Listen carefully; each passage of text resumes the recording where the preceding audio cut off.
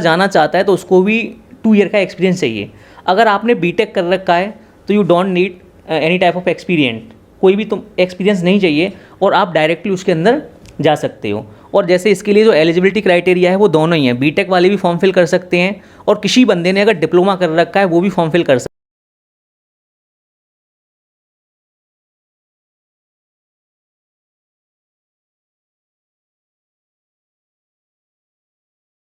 Question बताएं हमारे viewers को कि एसएससी जेई के लिए क्या कहीं कोचिंग में जाना चाहिए, क्या सेल्फ प्रिपेयर करना चाहिए, क्या बीटेक के साथ करना चाहिए या पॉलिटेक्निक के साथ करना चाहिए, या इनके दोनों के कंप्लीट होने के बाद, या आप जैसे आप पॉलिटेक्निक कर रहे हैं तो क्या इसके साथ साथ तैयारी करनी चाहिए, या आप बीटेक कर रहे हैं क्या क्या इसके साथ तैयारी करनी चाहिए। क्या बहुत सारे हमारे जो छात्र हैं, स्टूडेंट्स हैं, वो इलाहाबाद जाते हैं, तो क्या वास्तव में इलाहाबाद जाने से ही कंपटीशन निकलता है, क्या सेल्फ प्रिपेयर करने से कंपटीशन नहीं निकलता है? तो जो सर अभी आपने मुझे क्वेश्चन पूछा कि इसकी जो तैयारी है वो किस तरीके से करनी चाहिए, तो इसकी तैयारी के लिए क्या है कि या तो हमें ये बीटेक में ही, जैसे अगर हम 3rd ईयर में हैं तो जभी से स्टार्ट कर देनी चाहिए बीटेक में, क्योंकि ज़्यादातर जो इस जेई का सिलेबस है या गेट का सिलेबस रहता है या कोई भी मेरे पास में जो एग्ज़ाम होते हैं, जो टेक्निकल फील्ड में एग्ज़ाम होते हैं, उन सब का एक्चुअल में क्या है सर, सिलेबस सेम रहता है। मैं किसी भी मतलब अगर मैं बीटेक में तैयारी कर रहा हूँ, बीटेक के सब्जेक्ट पढ़ रहा हूँ तो सिलेबस सेम रहता है, कोई भी मुझे दिक्कत नहीं आएगी। लेकिन अगर मैं जैसे बीटेक के साथ साथ तैयारी नहीं कर पाता हूँ और अगर मेरे पास में रिसोर्स अवेलेबल है, तो अगर जैसे मैं कोई कोचिंग ज्वाइन कर लेता हूँ तो थोड़ा मैं कम समय में बेहतर कर पाऊँगा। लेकिन जैसे अगर किसी बंदे के पास में सोर्स नहीं है तो ऐसा नहीं है कि वो विदाउट कोचिंग किसी एग्ज़ाम को क्वालिफाई नहीं कर पाएगा। अगर वो बिना कोचिंग के भी तैयारी करता है, सेल्फ स्टडी अगर वो कर रहा है अच्छी तरीके से, और थोड़ा जैसे अगर वो ऑनलाइन रिसोर्स हैं आजकल हमारे पास में, आपको सर पता ही है, तो अगर वो ऐसे रिसोर्स की हेल्प से अगर तैयारी कर रहा है तो वो इस एग्ज़ाम को बहुत आसानी से क्लियर कर देगा और कोई भी उसको किसी टाइप की प्रॉब्लम आने वाली नहीं है। लेकिन जो इसका सिलेबस है वो उसको अच्छे तरीके से देखे, सिलेबस के अंदर क्या क्या चीज़ हैं और उन पर अच्छी तरीके से फोकस करे। जैसे जो चीज़ समझ में नहीं आ रही है उसको ऑनलाइन वो यूट्यूब से पढ़े और जो स्टैंडर्ड बुक्स होती हैं हमारे पास में उनसे पढ़ के अपना कॉन्सेप्ट क्लियर करे, तो वो इस एग्ज़ाम को बहुत अच्छे से क्लियर कर लेगा। ऐसा कहीं भी नहीं है कि आप जब कोचिंग में जाओगे जब भी एग्ज़ाम निकलेगा। जैसे बहुत सारे स्टूडेंट से हम भी मिलते हैं, बात करते हैं, उनके पास में वो फाइनेंशियली ठीक नहीं है, तो ज़रूरी नहीं है कि वो सर कोचिंग में ही जाएँ, सेल्फ स्टडी से भी निकल जाएगा और बहुत आसानी से निकल जाएगा, इतना ज़्यादा हार्ड एंड फास्ट नहीं है। तो ये सर अगर कोई भी बंदा तैयारी करना चाहता है तो वो सेल्फ स्टडी से।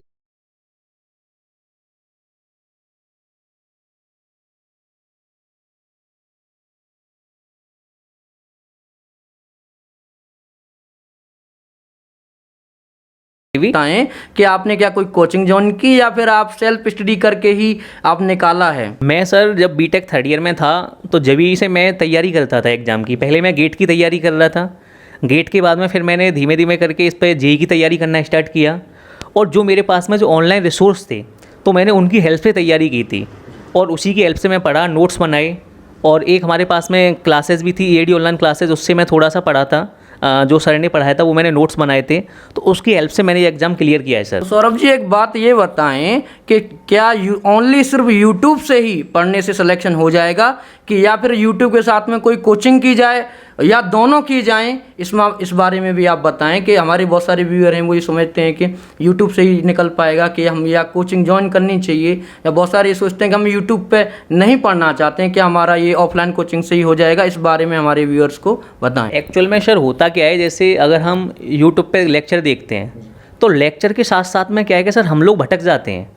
तो जैसे एक हमने लेक्चर देखा उसके बाद में फिर कोई और चीज़ देखने लग गए, तो हमारा फोकस इतना हो नहीं पाता है सर। अगर जैसे आप किसी ऑफलाइन कोचिंग को ज्वाइन कर लोगे तो वहाँ आपको अगर जैसे 2 घंटे के लिए जाना है, 3 घंटे के लिए जाना है, तो वो आपका टाइम लिमिटेड होगा। अगर आपके अंदर कैपेबिलिटी है, अगर आप अपने आप को लिमिटेड रख सकते हो तो यूट्यूब से भी पढ़ सकते हो। और ऐसा नहीं है कि ओनली यूट्यूब से ही पढ़ के निकल जाएगा, उसके लिए आपको प्रैक्टिस की भी नीड होगी। जैसे आपको बुक्स भी लेनी पड़ेंगी, बुक्स को जब प्रैक्टिस करनी पड़ेगी, जो मॉक टेस्ट होते हैं वो भी आपको देने पड़ेंगे, तो आप बहुत आसानी से क्लियर कर लोगे। जैसे इसमें जीके का पोर्शन भी रहता है, वो भी आपको पढ़ना पड़ेगा।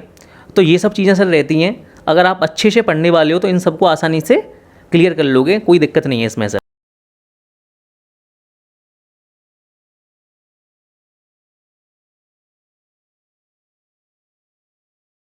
तो सौरभ जी आप अपनी स्ट्रेटजी के बारे में बताएं, कैसे कैसे आपने पढ़ाई की? मैंने सुना है कि बहुत सारे लोग ये समझते हैं कि अगर कोई एग्ज़ाम निकालना है तो 18 घंटे पढ़ें, 18 घंटे पढ़ेंगे नहीं तो कोई एग्ज़ाम निकलेगा नहीं। तो आपने क्या 18 घंटे पढ़ाई की थी या उससे कम पढ़ाई की थी? क्या खेलना भी ज़रूरी है कि सिर्फ पढ़ाई ही ज़रूरी है, तो आप हमारे जो व्यूअर्स हैं जो भ्रम में रहते हैं कि मतलब सिर्फ 18 घंटे पढ़ने से ही एग्ज़ाम निकलता है, तो आप उनको सही सलाह दें। तो जो सर आपने क्वेश्चन पूछा है कि कितने घंटे पढ़ना ज़रूरी है, तो ऐसा सर ये कुछ नहीं है, ये तो पर्सन टू पर्सन वेरी करता है कि जैसे कोई पर्सन किसी काम को 4 घंटे में कर लेता है, कोई उस काम को 6 घंटे में करता है। तो एक तो उसकी कैपेसिटी और जो उसकी कैपेबिलिटी है उस पर डिपेंड करता है कि उसकी कैपेबिलिटी कितनी है, उसकी कैपेसिटी कितनी है, वो चीज़ों को किस तरीके से सीख पाता है। दूसरी बात क्या है कि सर अगर मैं अपनी स्ट्रेटजी के बारे में बताऊं तो मैं सुबह सर 3 से 4 घंटे पढ़ता था मॉर्निंग में। जैसे मैं 6 o'clock उठता हूं तो 6 से 9 10 11 बजे तक मैं सुबह पढ़ता था। उसके बाद में फिर सर मैं यहाँ खाना पीना बनाता हूँ। खाना पीना बनाने के बाद में सर मैं फिर ट्यूशन जाता था पढ़ाने के लिए। तो मैं खाना बनाने के बाद में भी 1-1.5 घंटे पढ़ता था। उसके बाद में फिर मैं सर 2 बजे से लेके और शाम को 6-7 बजे तक मैं ट्यूशन पढ़ाता था, कोचिंग क्लासेस लेता था, बच्चों को पढ़ाता था। उसके बाद में फिर सर मैं आके खाना बनाता था। फिर उसके बाद में मैं सर 2 से 3 घंटे और रात के 12-1 बजे तक पढ़ता था, कभी 12 बजे तक और कभी 1 भी बज जाता था। तो सर ये मेरी स्ट्रेटजी रही है। और मैं हमेशा जो स्टडी करता था वो टारगेट बेस करता था। जैसे मैं टारगेट अचीव करता था कि मुझे जैसे ये सब्जेक्ट करना है इतने दिन में फिनिश, तो फिर मैं सर उसको कंप्लीट करने की कोशिश करता था और करता भी था मैं फिनिश। तो ये सर मेरी स्ट्रेटजी रही है और मैंने इसी तरीके से पढ़ाई की और मैंने अपने सब्जेक्ट भी कंप्लीट किए और मैंने चीज़ें जानी भी और मैं चीज़ों को सीखता भी रहा। और मैंने सर उसके पढ़ने के साथ साथ क्या है कि हमें सर रिवीजन के लिए और टाइम निकालना चाहिए। रिवीजन बहुत इंपॉर्टेंट चीज़ होती है। अगर जैसे हम ओनली पढ़ते जा रहे हैं और रिवीजन के लिए हमारे पास में टाइम नहीं है तो फिर सर पढ़ना बेकार है। बड़ी बात सर ने कही कि रिवीजन जो चीज़ पढ़ें और उसका रिवीजन ज़रूर करें। अगर आप रिवीजन नहीं करते हैं तो वो चीज़ आपकी धीरे धीरे धीरे धीरे कम होती चली जाएगी। तो आप रिवीजन बहुत ज़रूरी है और हमारी ये स्ट्रेटजी रहनी चाहिए। जैसे मैं और भी जैसे बताता रहता हूँ, सलाह देता रहता हूँ। अगर जैसे मैंने एक चैप्टर किसी भी सब्जेक्ट का कर लिया, जैसे अगर मैं सिविल से हूँ तो मैं जैसे कोई सर्विंग वाला चैप्टर मैंने ले लिया, या मेरे पास में कोई सॉइल मैकेनिक्स वाला चैप्टर है, तो अगर मैंने शियर स्ट्रेंथ वाला चैप्टर पढ़ लिया तो उसके बाद में सर मुझे क्या करना है, जब मैं नेक्स्ट चैप्टर पे जाऊँ तो उसका एक बार पहले रिवीजन कर लूँ। उससे क्या रहेगा, जो पीछे वाली चीज़ें हैं वो भी मेरे माइंड में रहेंगी और मैं चीज़ों को रिकैप कर पाऊंगा, चीज़ों को कनेक्ट कर पाऊंगा, क्योंकि जब मैं नेक्स्ट चैप्टर पे जाता हूं तो वो भी कहीं ना कहीं पीछे वाले से लिंक करता है। तो ये सर हमारी स्ट्रेटजी रहनी चाहिए। और अगर आप रिवीजन को टाइम नहीं देंगे और जस्ट आप पढ़ते जा रहे हो तो आपके नोट्स तो बन जाएंगे, लेकिन थोड़ा डिफिकल्ट होगा फिर उन्हें एक साथ रिवीजन करना। फिर देयर माइट भी चांस ऑफ डिमोटिवेटिंग। ये भी हो सकता है कि आप डिमोटिवेट हों बाद में इतने मोटे मोटे नोट्स को देख के। तो ये सर हम रिवीजन साथ साथ करते जाएंगे और साथ साथ में नोट्स बनाएंगे, पढ़ेंगे, तो बहुत बेहतर तरीके से जल्दी से चीज़ों को क्लियर कर पाएंगे और समझ पाएंगे सर। तो सौरभ जी मैं पूछना चाहता हूँ कि आप ये बताइए कि बहुत सारा पढ़ने से ही हो पाएगा कि आप जैसे आपने कहा कि 10 घंटे 4 घंटे जो भी पढ़ना चाहिए, तो मैं जानना चाहता हूँ क्या शुरुआत 10 घंटे से करनी चाहिए पढ़ने की, या फिर आप कम घंटे से भी शुरुआत कर सकते हैं? तो सर हम तैयारी स्टार्ट करते हैं तो जो हमें शुरुआत करनी चाहिए वो पहले दिन में जैसे 1 आवर 2 आवर पढ़ना चाहिए। फिर धीमे धीमे करके सर हमें अपना टाइम इंक्रीज़ करना चाहिए। जैसे जैसे अगर हमारा एग्जाम पास में आ रहा है तो फिर हमें और टाइम इंक्रीज़ कर देना चाहिए। तो इस तरीके से एक लोअर टू हायर लेवल हमें जाना है स्टडी में। ऐसा नहीं है कि अगर आपने पहले दिन से 10 घंटे पढ़ना स्टार्ट कर दिया और हुआ क्या कि हाँ और आप पढ़ नहीं पाएंगे और फिर आप डिमोटिवेट हो जाएंगे कि मैं किस तरीके से करूँ। तो पहले मुझे छोटे छोटे स्टेप बनाने हैं, उसके बाद में जो मेरे पास में बड़े बड़े स्टेप होंगे, लार्ज स्टेप होंगे, उन्हें भी मैं अचीव कर पाऊँगा। तो मुझे क्या करना है, लोअर टू हायर जाना है। ऐसा नहीं है कि मैं हायर टू लोअर आऊँगा तो थोड़ी हो सकता है प्रॉब्लम क्रिएट हो जाए मेरे लिए। तो यही है, पहले 2 घंटे पढ़ो, फिर कोशिश करो 3 घंटे, फिर 4 घंटे, और सोने के लिए भी सर टाइम निकालो प्रॉपर। ऐसा नहीं है कि आप सो भी नहीं पा रहे हो तो फिर आपका माइंड में हलचल रहेगी तो फिर आप चीज़ों को सही से नहीं कर पाएंगे। दिन में मतलब मैक्सिमम 5 to 6 आवर हमें सोना भी चाहिए। तो ये हमारे प्रोसेस रहेगा सर। तो सर ने सबसे बड़ी बात कही कि भाई जो आप घंटे बनाते हैं ना, टाइम टेबल बनाते हैं, एम बाद में अचीव होगा, पहले उसको टाइम को अचीव करो। अगर आप अचीव ही नहीं कर पा रहे हैं तो एम तो आपका अचीव होने से रहा। आपने 2 घंटे का टाइम टेबल अगर बनाया तो आप पहले क्या आप समझिए, आपको एनालिसिस करिए कि आप 2 घंटे अचीव कर पा रहे हो टाइम टेबल को। ऐसा तो नहीं है आपने 4 घंटे का बना लिया, आप 4 घंटे नहीं पढ़ पा रहे हैं और जिस दिन 4 घंटे नहीं पढ़ पाए उस दिन आप डिमोटिवेट हो जा रहे हैं। और एक सर ये भी है, जैसे आप 2 घंटे कोई आपने सब्जेक्ट पढ़ा जी, तो उसके बाद में 5 मिनट इसके लिए भी निकालो कि उन 2 घंटे में मैंने पढ़ा क्या। ऐसा नहीं है मैं 2 घंटे किताब लेके बैठा रहा और उसका अगर आउटपुट मेरे पास में 0 आया तो फिर सर बैठने का कोई फ़ायदा नहीं है। भले ही आप 1 घंटे बैठो, लिमिटेड चीज़ें पढ़ो, अच्छी चीज़ें पढ़ो, हाँ बेहतर पढ़ो, जिससे क्या है कि तुम्हें ये पता लगे कि मैंने अगर 1 घंटे के अंदर ये 10 क्वेश्चंस किए हैं तो वो आपको पता होनी चाहिए मैंने 10 क्वेश्चन किए हैं। ऐसा नहीं है कि आपने 4 घंटे पढ़ाई कर ली और आपने 100 MCQ लगा दिए और उसके बाद में जब आप 2 मिनट के बाद में देखा तो उसका रिजल्ट 0 हो गया। तो ऐसे सर पढ़ने का कोई भी बेनिफिट नहीं।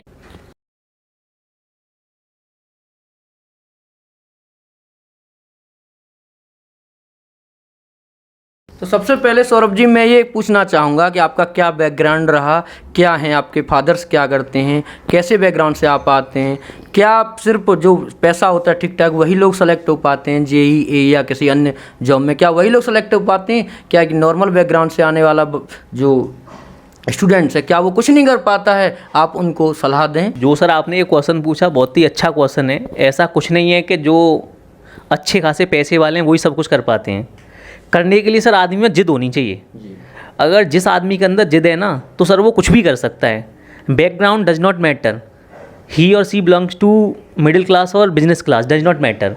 मैटर ये करता है कि उस बंदे के अंदर या उस पर्सन के अंदर कितनी ताकत है चीज़ों को अचीव करने की, कितनी जिज्ञासा, हाँ कितनी जिज्ञासा है, वो जिज्ञासु है या नहीं। अगर उसने जैसे सोच लिया कि मुझे ये काम करना है तो वो कर ही देगा सर, उसे कोई रोक नहीं पाएगा। तो सबसे मेन चीज़ है कि सर अगर कोई भी आदमी है तो उसके अंदर पहली बात जिद होनी चाहिए। रही बात जैसे अगर आपने बात की कि जो बैकग्राउंड है, तो सर जो मेरे फादर हैं वो किसान हैं, फार्मर है, मैं भी वहाँ से बिलोंग करता हूँ। हाँ, और बहुत मेहनत करते हैं और सर हम भी मेहनत करते हैं उनके साथ साथ में। तो वही है कि सर मैं तो यही सबको एक मैसेज देना चाहूँगा कि जो लोग जैसे जिनके फादर फार्मर हैं या मतलब मिडिल क्लास से बिलोंग करते हैं तो उनके लिए एक सर गवर्नमेंट जॉब पाना बहुत अच्छी अपॉर्चुनिटी है। वो अगर गवर्नमेंट जॉब पा लेते हैं तो उसके बाद में क्या है कि एक अच्छी तरीके से अपना पूरी फैमिली को सुधार पाएंगे, मम्मी पापा की थोड़ी हेल्प कर पाएंगे, उनके भी कुछ ड्रीम्स होते हैं उनको वो कंप्लीट कर पाएंगे।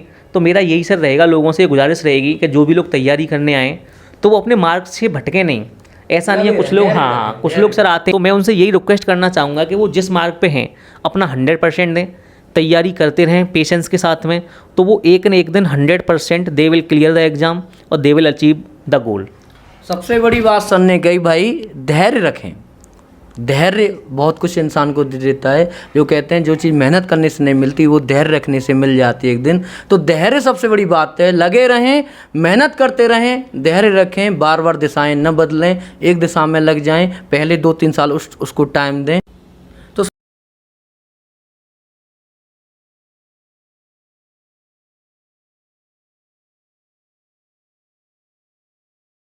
सौरभ जी आप ये बताइए कि SSC JEE का जो सिविल है, आप सिविल से सिलेक्ट हुए हैं, उसका क्या पैटर्न रहता है? सिविल वालों को जो हमारे छात्र हैं या पॉलिटेक्निक के सिविल कर रहे हैं या फिर बीटेक कर रहे हैं सिविल इंजीनियरिंग से, तो आप उनको क्या क्या पैटर्न रहता है, कितने पेपर होते हैं इसमें, और पहले पेपर में क्या आता है, नॉन टेक कितना आता है, टेक कितना आता है, आप इस बारे में बताएं। जो सर ये SSC JEE एग्ज़ाम है इसमें ऐसा नहीं है, हम 3 ब्रांच एलिजिबल होती हैं। सिविल भी हो सकती है, मैकेनिकल और इलेक्ट्रिकल, ये तीनों ब्रांच एलिजिबल होती हैं और तीनों ही ब्रांचों का सेम पैटर्न रहता है, लेकिन जो उनका सिलेबस है वो डिफरेंट रहता है। जैसे अगर मैं सिविल से हूँ तो मेरा जो टेक्निकल है वो 100 मार्क्स का टेक्निकल आएगा। अगर कोई बंदा मैकेनिकल से है तो उसका 100 मार्क्स का मैकेनिकल का टेक्निकल आएगा, और हाँ अगर इलेक्ट्रिकल का है तो उसका 100 मार्क्स का इलेक्ट्रिकल वाला आएगा। और जो सर हमारे पास में प्री में जो 100 मार्क्स का होता है वो नॉन टेक रहता है। उस नॉन टेक में सर 50 मार्क्स की रीजनिंग आती है और 50 मार्क्स की सर GK आती है। ये सर हमारा पैटर्न रहता है। जब हम इसको क्लियर कर लेते हैं उसके बाद में फिर सर हमारा मेंस एग्ज़ाम होता है।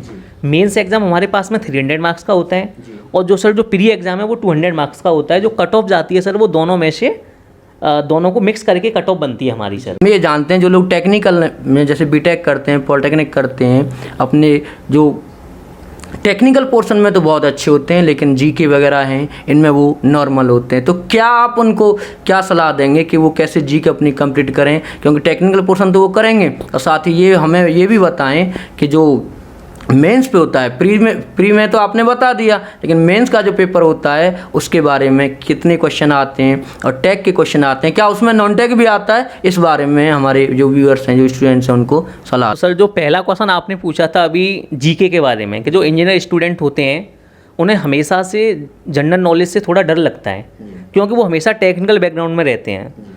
तो आजकल का सर जो एक्चुअल में पैटर्न क्या है कि हमें GK पे भी फोकस करना पड़ेगा। If we are not focusing on GK then we are not able to clear the exam. तो हमें GK पे भी फोकस करना है। और जो GK में क्या है आजकल का जो टॉपिक है वो करंट अफेयर्स बहुत पूछी जाती है, तो हमें सर करंट अफेयर्स को भी पढ़ना पड़ेगा अगर GK में एक अच्छा स्कोर करना है। तो कम से कम आजकल जो टॉपिक हैं जैसे करंट इशू चलते हैं, जो भी टॉपिक्स हैं, अगर हिस्ट्री का क्वेश्चन भी आएगा या मेरे पास में पॉलिटी का क्वेश्चन आता है तो इलेक्शन से रिलेटेड आ जाएगा, पॉलिटी में से क्वेश्चन, मतलब वो स्टैटिक जीके को छोड़ के आजकल करंट इशू पे ज़्यादा बात करता है। तो एक तो हमें करंट अफेयर्स को बहुत अच्छे से कवर करना है, पहली बात। दूसरी बात क्या है सर, हमारे पास में जैसे पॉलिटी है तो पॉलिटी के सर हमारे पास में 5 क्वेश्चन आते हैं। तो पॉलिटी क्या है कि एक छोटा सा सब्जेक्ट होता है, उसे आप लूसेंट से कवर कर सकते हैं, जो लूसेंट जी की आती है। नेक्स्ट मेरे पास में जो जनरल साइंस होती है सर, वो कम से कम सर 15 मार्क्स की आती है जनरल साइंस। 5 मार्क्स का फिजिक्स, 5 मार्क्स का केमिस्ट्री और 5 मार्क्स का बायो में भी हो सकता है +-3 रहता है, 8 मार्क्स का भी आ सकता है। तो हमें बायो को भी बहुत अच्छे से करना चाहिए। तो ये तो रही बात सर इसकी जीके हम कैसे कवर करें, और थोड़ा जो करंट वाली वीडियो उनको हम देखते रहें। ये थी उसकी बात सर, जो जीके वाला पोर्शन है। नेक्स्ट आपने पूछा जो मेंस होता है, मेंस का क्या स्ट्रेटजी रही सर। हमें क्या है सर, जब हम तैयारी करना स्टार्ट करें तो जो प्री और मेंस है दोनों की तैयारी साथ साथ करनी चाहिए। हाँ, क्योंकि सर जैसे प्री का रिजल्ट आता है उसके बाद में 3 महीने मिलते हैं, तो 3 महीने में हम मेंस की तैयारी करने में फिर हमें थोड़ा प्रॉब्लम फेस करनी पड़ेगी, क्योंकि वहाँ पूरा जो पेपर होता है वो सर रिटन होता है। तो ये सबसे बड़ी बात है सर इसमें, जो एसएससी जेईई के अंदर जो सेकंड वाला एग्जाम है वो हमें रिटन में सर देना पड़ता है, और उसमें टोटल बीटेक के सब्जेक्ट आते हैं। तो हमें दोनों की तैयारी साथ साथ करनी चाहिए। और जो टोटली वो पेपर टेक्निकल होता है, 300 मार्क्स का सर पेपर आता है, उसमें 6 क्वेश्चंस होते हैं, उसमें से हमें 5 क्वेश्चन अटैम्प्ट करने होते हैं, और वो सर 300 मार्क्स के मेरे पास में क्वेश्चंस होते हैं। जब मैं प्री और मेंस दोनों को मिला के मुझे कट ऑफ बनती है कि फिर मेरा डीवी के लिए सिलेक्शन होता है। जब मैं डीवी में सेलेक्ट होऊंगा देन फिर मेरा फाइनल सिलेक्शन हो जाएगा सर, जो मुझे डिपार्टमेंट अलॉट हुआ। इसमें CPWD one of the best department, MES है sir, BRO, CWC central water commission, इस टाइप के डिपार्टमेंट होते हैं। सेंट्रल गवर्नमेंट की जॉब है, बहुत बेहतर जॉब होती है। तो मैं तो यही चाहूँगा कि जितने भी इंजीनियर्स हैं और डिप्लोमा होल्डर हैं उन सबको तैयारी में लगे रहना चाहिए। और ये सबसे अच्छी बात क्या है सर, ये वैकेंसी हर साल निकलती है। हाँ, इसमें ऐसा नहीं है कि ये गैप हो जाएगा, ये वैकेंसी आनी है। हमारे जो स्टूडेंट्स हैं वो पॉलिटेक्निक करना चाहते हैं, बीटेक करना चाहते हैं, तो सबसे उनके मन में यही प्रॉब्लम रहती है, उनको कन्फ्यूजन रहती है कि क्या मैकेनिकल से बीटेक करें या पॉलिटेक्निक मैकेनिकल से करें, या सिविल से करें, या इलेक्ट्रिकल से करें, या कंप्यूटर साइंस से करें, या इलेक्ट्रॉनिक्स इंजीनियरिंग, किससे हम करें जिससे कि हम सरकारी नौकरी हमको मिल सके। और प्राइवेट के लिए हम क्या क्या करें, कैसे बीटेक करें, किससे करें। जैसे सर जो आपका क्वेश्चन है उसमें क्वेश्चन पूछा है आपने कि अगर आप गवर्नमेंट इंजीनियर बनना चाहते हो या गवर्नमेंट में जाना चाहते हो तो उसके लिए बीटेक हमें किससे करनी चाहिए। तो सर जो मैंने देखा है वो ज़्यादातर यही है कि जो बच्चे सिविल से बीटेक करते हैं उनकी गवर्नमेंट सेक्टर में सर सबसे ज़्यादा वैकेंसी आती हैं। हालांकि सब ब्रांच का जो लेवल है वो इक्वल है, वेटेज सबका इक्वल है। अगर आप इलेक्ट्रिकल से करते हैं फिर भी आपको जॉब मिलेगी, मैकेनिकल से करते हैं तो मैकेनिकल के लिए बहुत सारे PSUs हैं, वो सिविल के लिए नहीं है। तो हर ब्रांच का अपनी अपनी जगह अपना वैल्यूकेशन है, अपना अपना इम्पोर्टेंस है। तो लेकिन अगर आपको प्योरली गवर्नमेंट में ज़्यादा, हमारे पास में जो इंपॉर्टेंट ब्रांच है वो सिविल होती है सर। हाँ, नंबर ऑफ जो ब्रांच हैं, जो नंबर ऑफ वैकेंसी हैं वो सर सिविल में निकलती हैं। तो हमें सिविल से ही प्रेफर करूँगा मैं कि ज़्यादातर लोग जैसे उन्हें गवर्नमेंट इंजीनियर बनना है तो वो सिविल में ही जाएँ। और अगर इलेक्ट्रिकल में जाते हैं तो बहुत सारे प्राइवेट ऑप्शन हैं मेरे पास में। कंप्यूटर साइंस में तो प्योरली प्राइवेट है ही, हम अच्छे अच्छे PSU के अंदर जा सकते हैं। बहुत सारी ऐसी कंपनी है कि वहाँ हम जाके अपनी लैंग्वेज का एक तरीके से जो कुछ हमने सीखा है उसको हम वहाँ जाके दिखा सकते हैं, लैंग्वेज के बारे में बता सकते हैं।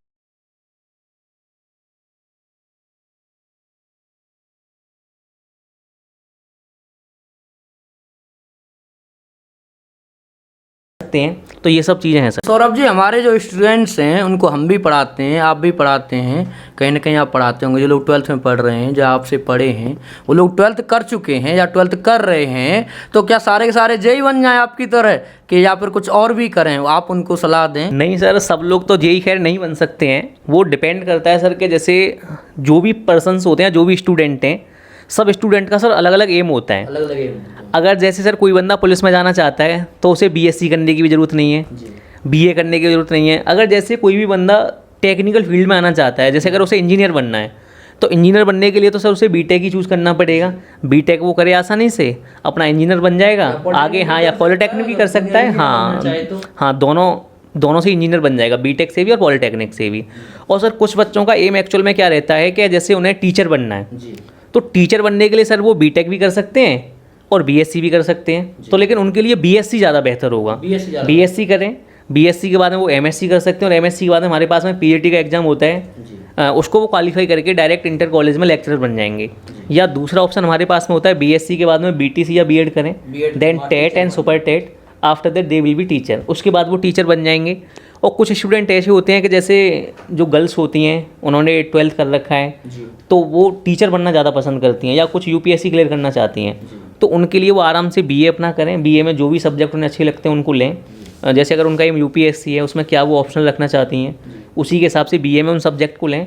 और सब्जेक्ट को लेने के बाद में उसी से आगे वो जो पोस्ट ग्रेजुएट होती है जो एमए उसको वो परस्यू करें, तो उनके लिए बहुत बेहतर होगा। सौरभ जी, सबसे पहले जो ज़्यादातर स्टूडेंट्स होते हैं साइंस पढ़ रहे हैं, मैथ पढ़ रहे हैं, तो उनका जो मन है वो मैथ साइंस में मतलब अच्छा लगता है, अगर बहुत अच्छे हैं वो, तो ये बताइए उनके सामने पैसे की अगर प्रॉब्लम है तो क्या वो बीटेक करें, बीएससी करें या पॉलिटेक्निक करें, वो ऐसा क्या करें? अगर किसी के पास पैसा ठीक ठाक है तो क्या वो बीटेक करे या फिर बीएससी करे या फिर पॉलिटेक्निक करे, क्या करे? जो साइंस बैकग्राउंड की मैं स्पेशली बात कर रहा हूँ, साइंस बैकग्राउंड के, क्या वो बीएससी करने के बाद टीचर बने? तो इसके लिए तो फिर सबसे जो बेहतर ऑप्शन है वो बीएससी होगा।